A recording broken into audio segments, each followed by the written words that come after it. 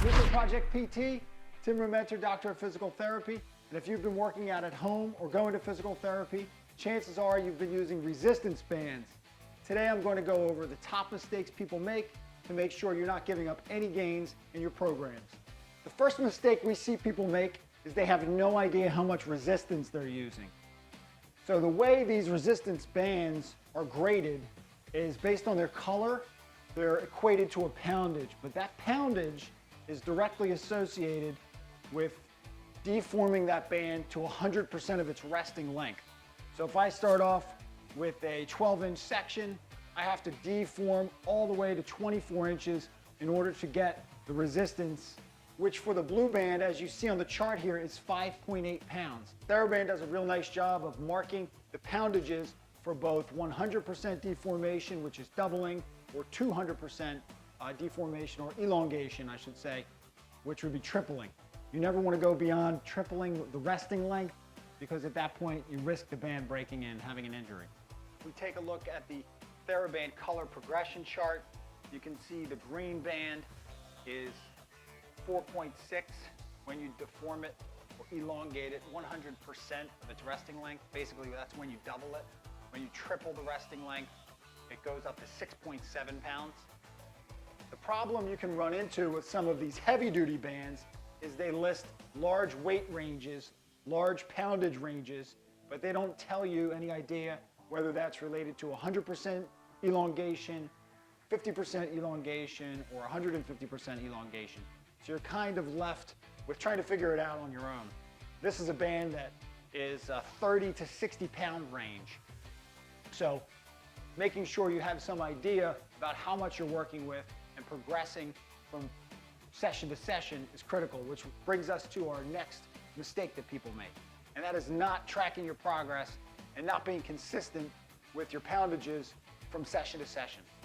One of the ways we can combat that inconsistency from session to session is to mark off on your band where you held the band and where you anchored the band. So if I just use a dry erase marker and I make a mark here, and I know that that is precisely where I hooked the band around my anchor point, which in this case would be my bench, and then I'm going to work on my shoulder external rotation. I know my anchor point is the one mark, and then I would mark on the band where exactly I was exercising for that session. Okay, and then you can make it with a permanent marker, label it with a ruler, and then you can progress on multiple inch increments from session to session. The other thing we want to be mindful of is where we stand when we're doing the resistance band exercises if we have it anchored to a wall, door, or an object like I have here on the weight bench. If I'm doing shoulder extension from this position one day to work my mid and lower traps and rhomboids, and then the following day I step back another 6 to 8 inches, there's going to be more resistance, which I may or may not want. So noting your foot position, if you have the same anchor point and same hand position, is critical. This is another option for anchoring your resistance band at home, and that way you can simulate a lot of the exercises you would do on a cable column.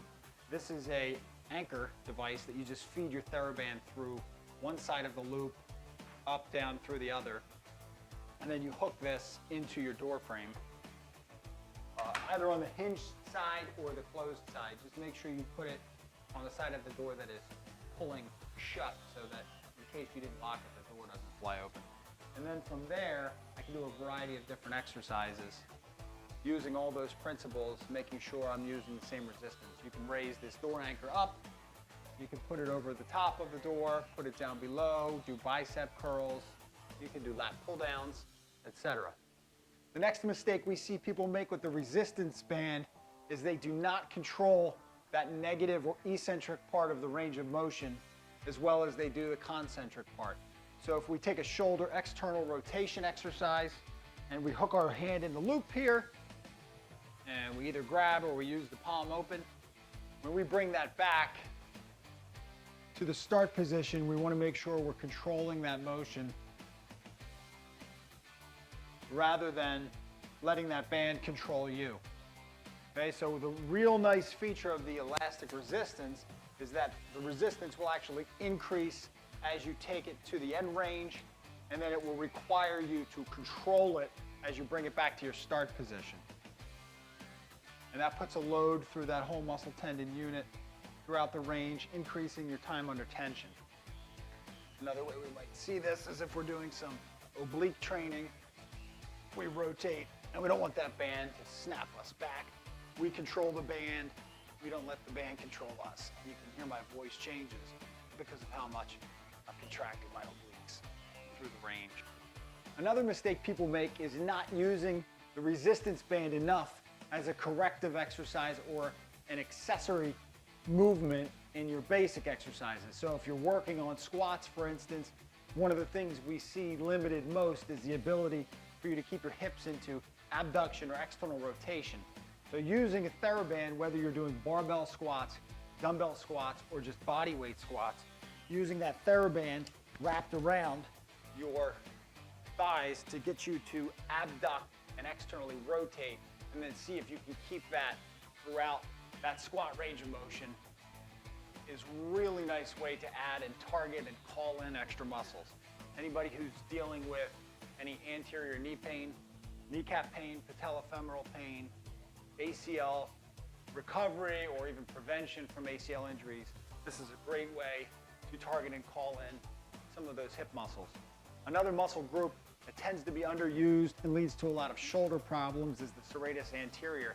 That's the muscle that's going to get you protracting or getting that push-up plus or bench press plus motion. So the nice thing with these CLX bands is I can wrap my hands in here, and then I can go ahead and grab a dumbbell, or I can grab onto a barbell and go through my exercise.